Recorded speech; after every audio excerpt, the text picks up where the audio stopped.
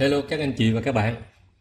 Hôm nay chúng ta thử tìm hiểu một số dạng toán khó của lớp 1 để xem cái mức độ khó khăn của học sinh lớp 1 hiện nay như thế nào.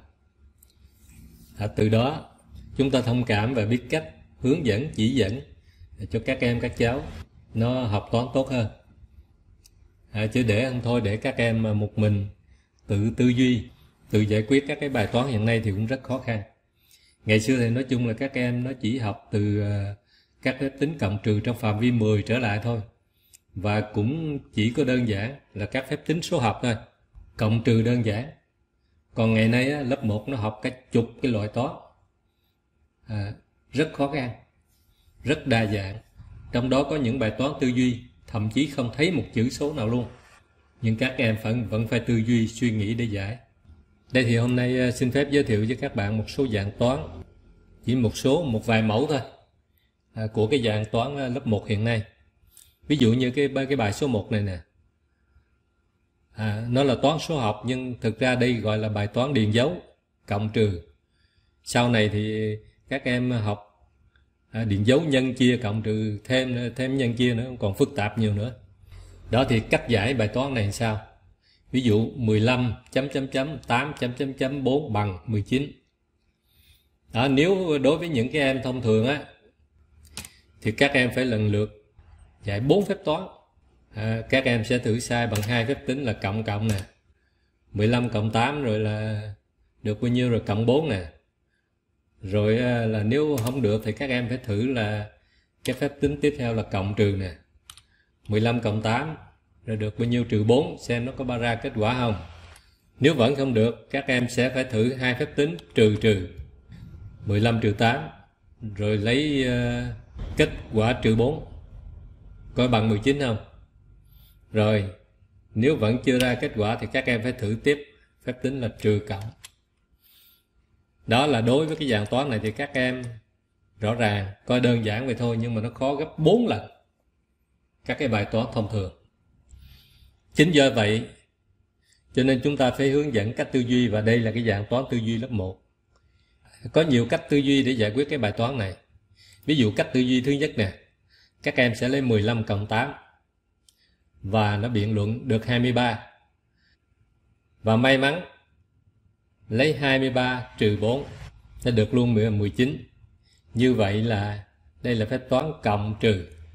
Cách biện luận thứ hai, nếu lấy 15 trừ 8 sẽ còn 7. Và 7 với 4 ở đây thì cộng hay trừ đều không thể cho ra kết quả 19. Cho nên chỗ này trừ không được mà dứt khoát phải sử dụng phép cộng.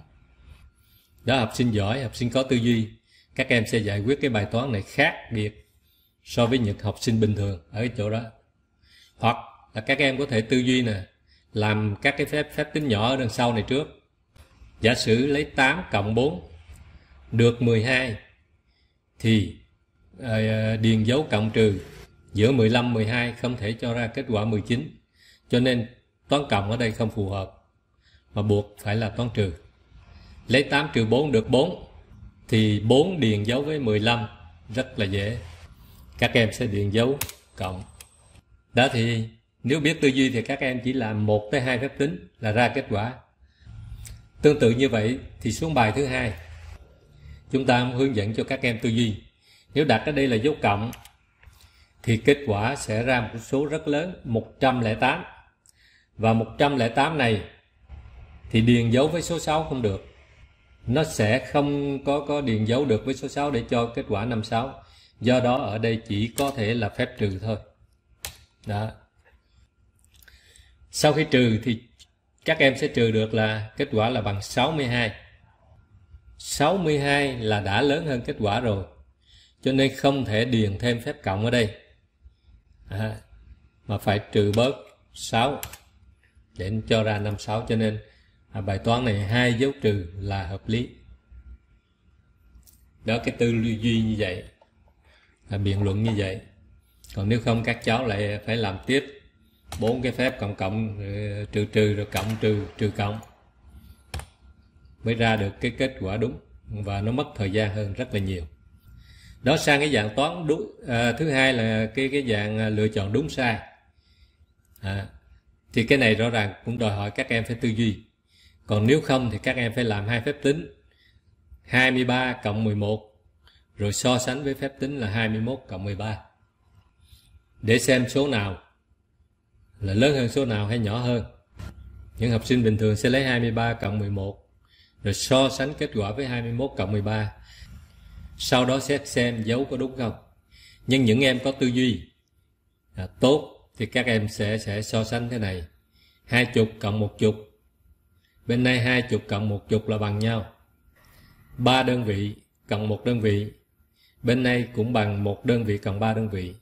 So sánh và các em sẽ nhận ra ở giữa này phải dấu bằng mới đúng, còn dấu lớn hơn là sai, và các em sẽ chọn sai.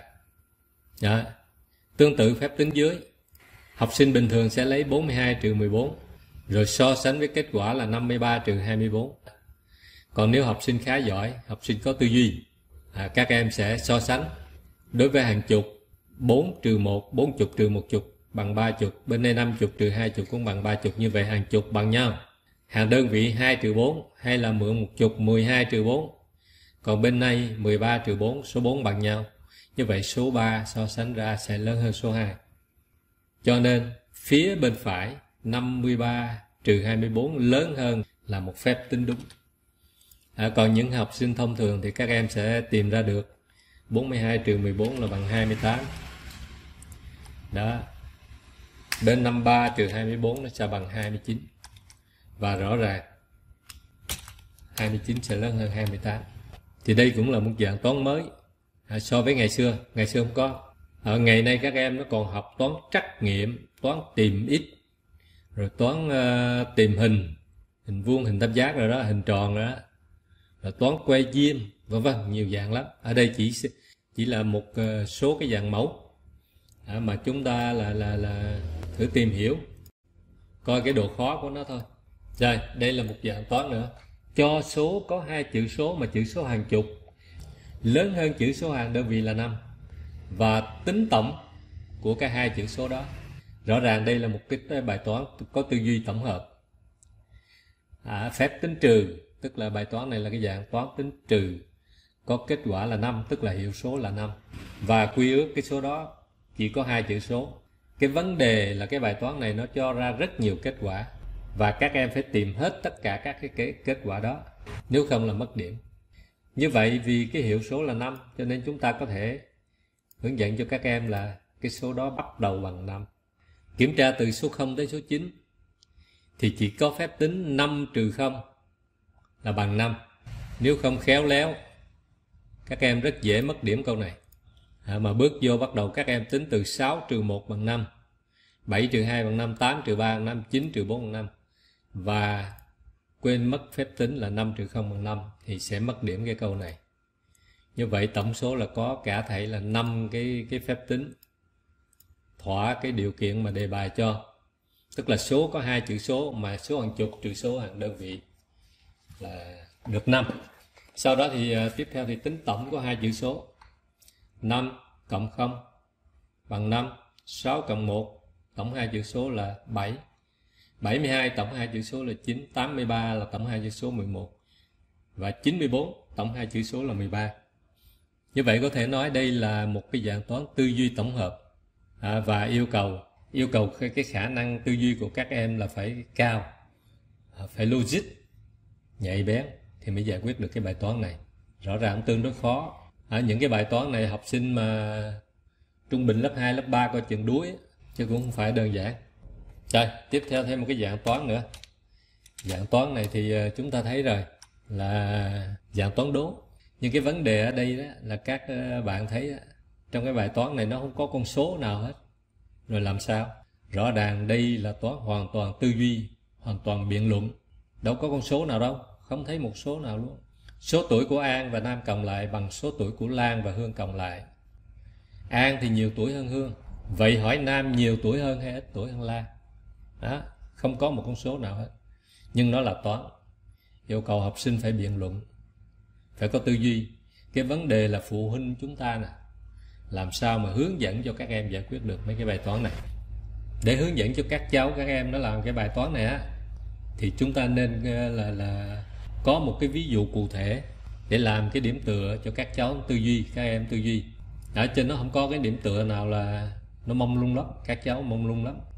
Đó, cho nên ví dụ chúng ta cho An là 6 tuổi và Nam á, An là 6 tuổi và Nam là 4 tuổi. Đó, thì chúng ta sẽ bây giờ sẽ tiếp theo sẽ tính tuổi của Hương và Lan.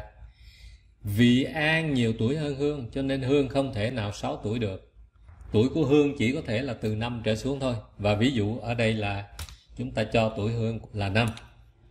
Mà đề bài đã cho biết tuổi của An và Nam cộng lại bằng 10 tuổi.